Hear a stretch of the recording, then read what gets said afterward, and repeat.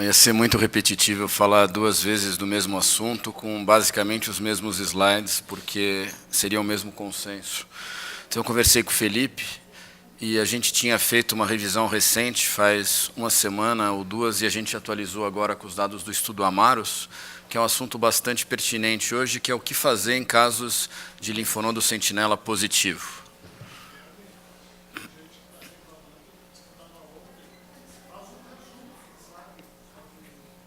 Tá bom.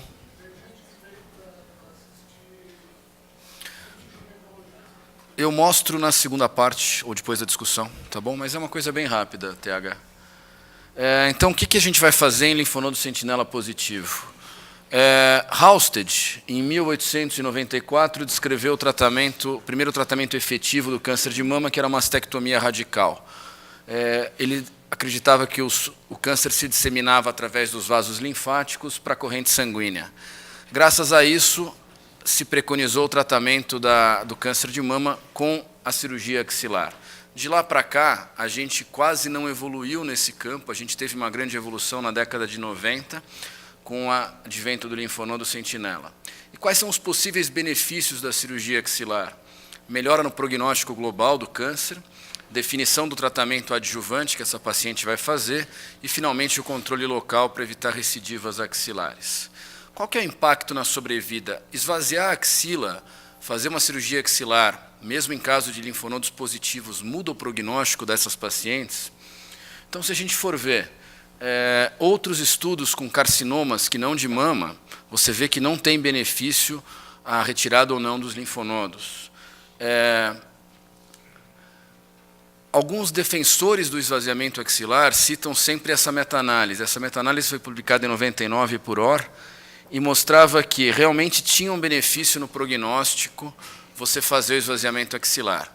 Toda a meta-análise a gente tem que tomar cuidado, porque a gente tem, às vezes, no meio dessa meta-análise, estudos mal feitos. Esses estudos escoceses, principalmente, eles tinham um tratamento subótimo das pacientes, que não faziam esvaziamento axilar, e o trial do Instituto Curry aqui está citado com 5 anos, a gente vai ver que com 15 anos ele não mostrou benefício. O principal estudo é o estudo B04 do grupo NSBP, um estudo bem antigo, que randomizou um grupo grande de pacientes axila N0 e outros com axila positiva para cirurgia radical, cirurgia mastectomia sem esvaziamento axilar com rádio e cirurgia mastectomia total. E o grupo de axila positiva, mastectomia radical versus mastectomia com rádio. A sobrevida foi semelhante nos dois, independente do tipo de cirurgia, variou de acordo com o subgrupo, a sobrevida global também, mostrando que o esvaziamento axilar nessa situação não teve um benefício em termos de prognóstico. Críticas que se faz a esse estudo. Muitas pacientes que não faziam esvaziamento axilar, aquela cirurgia na época era bem mais radical, se tirava naquela lateral da mama ou na base da axila ali cerca de 5 a 10 linfonodos, em alguns casos. Então, 10%, 20% das pacientes acabaram fazendo uma dissecção axilar. O Instituto Curry, que no primeiros 5 anos mostrou um benefício a favor da cirurgia, depois o estudo que comparava cirurgia versus radioterapia mostrou que você não tinha nenhum benefício. A sobrevida global era semelhante à sobrevida livre de doença também.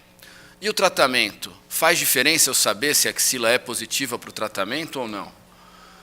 A quimioterapia, cada vez menos, é influenciada pelo estado axilar. A gente acaba tendo que o tamanho tumoral, a biologia tumoral, são os principais mandatórios de você fazer ou não o tratamento quimioterápico. A axila positiva é um fator? Sim, mas é muito raro você ter um caso que seja axila positiva com tumores com tamanho que não indicasse quimio, ou com painel imunistoquímico que não indicasse quimioterapia. E a decisão sobre a radioterapia adjuvante? Depende, obviamente, do tipo de cirurgia mamária. A dúvida que fica é, realmente, em pacientes pós-mastectomia, o estado axilar, ou o estado linfonodal, acaba sendo o principal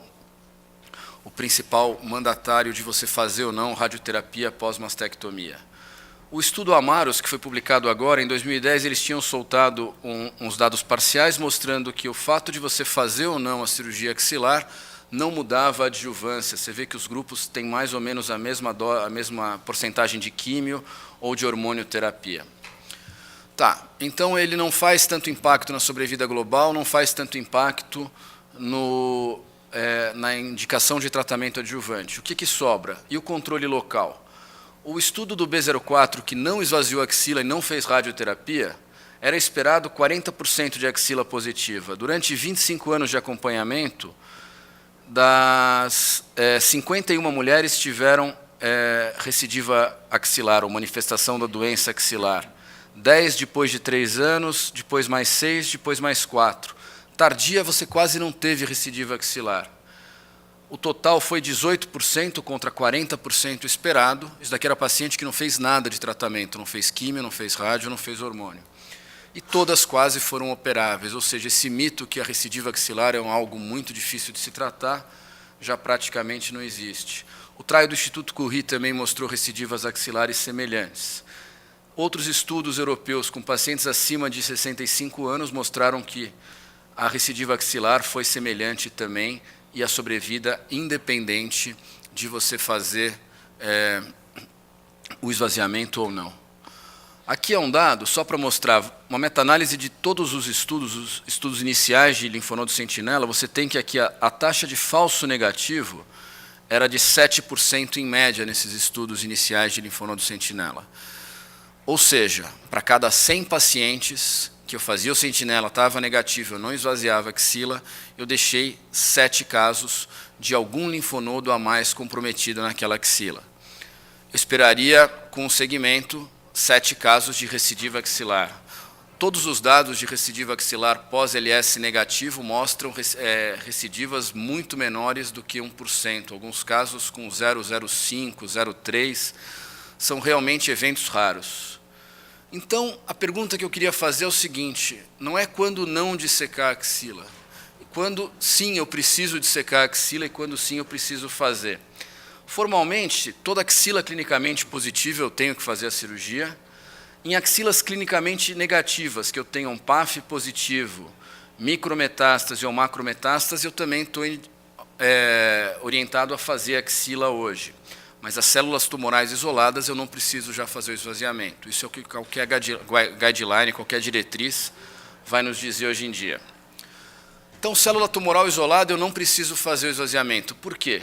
Porque eu sei que eu vou ter uma média de 10%, um pouco mais, um pouco menos, de outros linfonodos positivos. E a micrometástase? É um número muito variável, que vai de 0 até 80, ou seja, a média também está muito parecida com a média da célula tumoral isolada. Não tem lógica eu esvaziar a micrometástase e não esvaziar a célula tumoral isolada, porque ambas têm números estatisticamente semelhantes em termos de outros linfonodos positivos. Macrometástase, você tem aí uma média de 50%. Análises históricas, dados da população geral de pacientes que não fizeram esvaziamento axilar. Um estudo do PARC, 1960 mulheres com LS positivo, sendo que 15% não fizeram cirurgia axilar, e a recidiva axilar foi semelhante, e isso não teve influência no prognóstico. Outro dado, Biomoria, dados do SEER, do database americano, também mostrando que vários pacientes com micrometástase que não realizaram esvaziamento axilar tiveram um prognóstico semelhante. Ele não pareava, não fazia nada, era só um dado histórico. Outro estudo, base de dados da Califórnia, 27 mil mulheres com LS positivo, sendo que 40% das micrometástases não realizaram esvaziamento axilar e o prognóstico dessas mulheres foi semelhante. Um outro estudo retrospectivo holandês, o estudo MIRROR, que comparou mulheres com LS negativo, mulheres com célula tumoral isolada ou micrometástase sem químio, célula tumoral isolada ou micrometástase com químio, mostrando que o prognóstico variava de acordo com o estado axilar, mas a cirurgia em si não teve influência e as recidivas axilares foram bastante pequenas, principalmente nos grupos que fizeram radioterapia.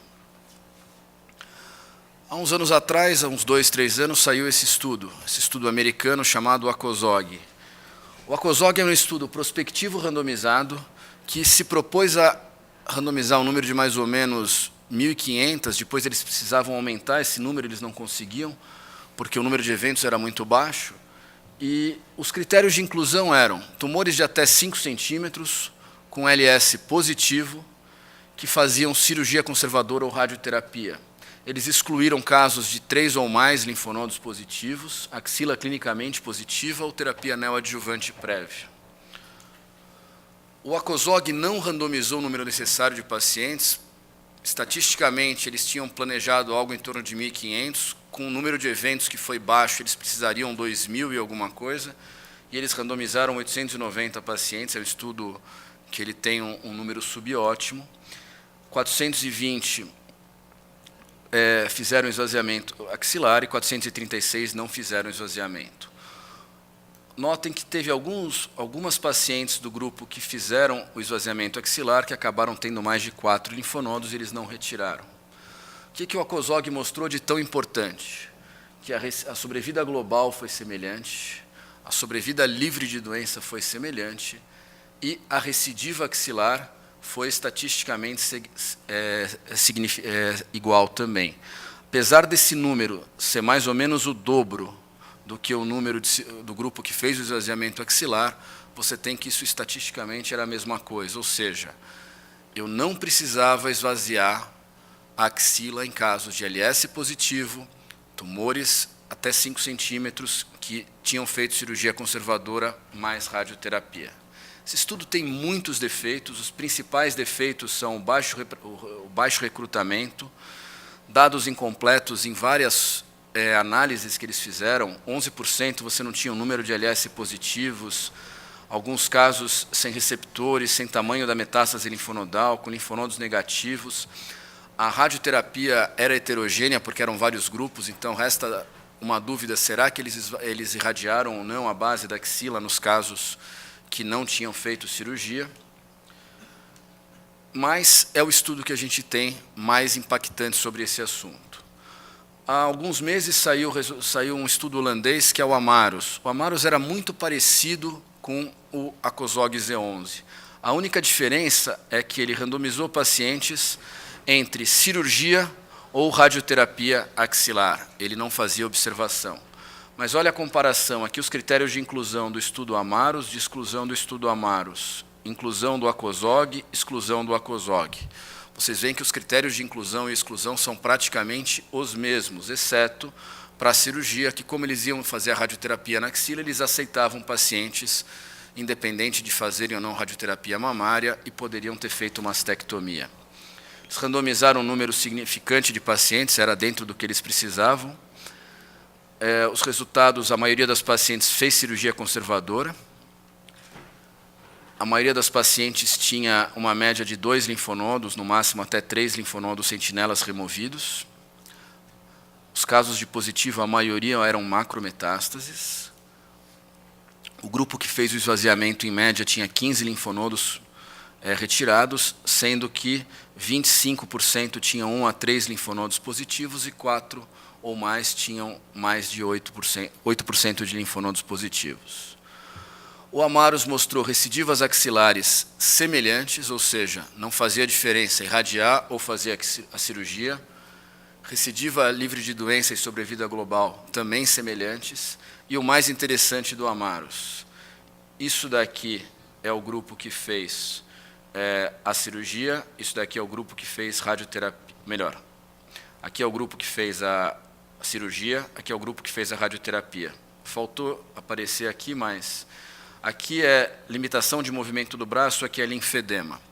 Quem operou teve praticamente o dobro de linfedema do que quem fez radioterapia na axila. Quem operou teve praticamente metade da limitação de movimento do ombro de quem fez radioterapia. Então não dá para dizer que a radioterapia é menos deletéria. Se você focar só em linfedema, sim, mas em limitação de movimento, não. Finalmente, o último estudo que a gente gosta de citar, é um estudo que a gente fez parte, em Milão, era o 2301, um estudo que randomizou pacientes com linfonodo sentinela positivo para micrometástase. Os critérios de inclusão eram basicamente os mesmos dos outros. E exclusão também, eles randomizaram quase o mesmo número desses outros estudos, 450 pacientes. O grupo que tinha essas pacientes elas eram operadas, o sentinela era feito. Se o sentinela, na hora, em Milão, eles têm a capacidade de já dar o resultado na hora da cirurgia do sentinela. Eles não têm um segundo tempo. A congelação, que a gente chama, já é um exame definitivo. E eles já diziam, tem uma micrometástase. Se essa paciente tivesse micrometástase, preenchesse os critérios, tivesse assinado o protocolo de estudo, a gente ia no computador e incluía o nome dela, randomizava, e o computador dizia, esvazia a axila ou não esvazia. Era ótimo quando não esvaziava, que a gente podia ir embora para casa um pouco mais cedo. Mas esse estudo mostrou que as recidivas axilares foram semelhantes, independente do tratamento que elas fizeram, esvaziamento axilar ou dissecção axilar. Eu vou só mostrar um dado interessante desse estudo, que vale a pena. Todos os outros pacientes tiveram algum tipo de tratamento radioterápico. E aqui você tinha alguns pacientes, que não são poucas, que fizeram só radioterapia intraoperatória. As pacientes podiam participar de 2 trials ao mesmo tempo. Essa paciente que fez radioterapia intraoperatória não recebeu nada de radiação na axila, seja por contaminação, seja por uma radioterapia direta. Não foi analisado exclusivamente esse subgrupo, mas também não foi falado que essas pacientes tinham um prognóstico pior. Os eventos relacionados ao câncer foram semelhantes, independente do subgrupo. Então, para finalizar, a pergunta que é feita no começo dessa aula é: quando podemos não dissecar os linfonodos? Essa pergunta vai ser suprimida daqui a uns anos. A pergunta vai ser feita, vai ser o seguinte: quando que a gente precisa fazer a cirurgia axilar? Eu tenho uma axila clinicamente positiva, daí eu preciso fazer. Eu tenho uma axila que era negativa, mas ela cresceu, recidivou. A maioria dos casos de axila clinicamente negativa, a tendência que a gente observa é que a gente vai poder evitar a cirurgia axilar e, com isso, ter menos morbidade. O estudo mais impactante é o ACOSOG. O estudo AMAROS, apesar de ser posterior, ele tem os mesmos critérios de inclusão. Então, se eu já tinha uma afirmação que para aquelas pacientes com tumores até 5 centímetros, eu podia, com cirurgia conservadora mais radioterapia, eu podia não fazer nada na axila, não tem por que eu irradiar essas pacientes também. Então, a tendência nossa é seguir muito mais o ACOSOG. O AMAROS pode ser uma alternativa para aquelas pacientes com tumores menores que 5 centímetros, que foram submetidas a mastectomia e não vão fazer radioterapia. E era isso que eu tinha para falar, mas só para finalizar, que por enquanto a gente ainda tem que conversar caso a caso com os pacientes, porque os estudos que a gente dispõe sobre esse assunto ainda são bastante limitados, mas a tendência toda da evidência científica é axila clinicamente negativa, tumores até 5 centímetros, não precisamos fazer o esvaziamento axilar. Obrigado.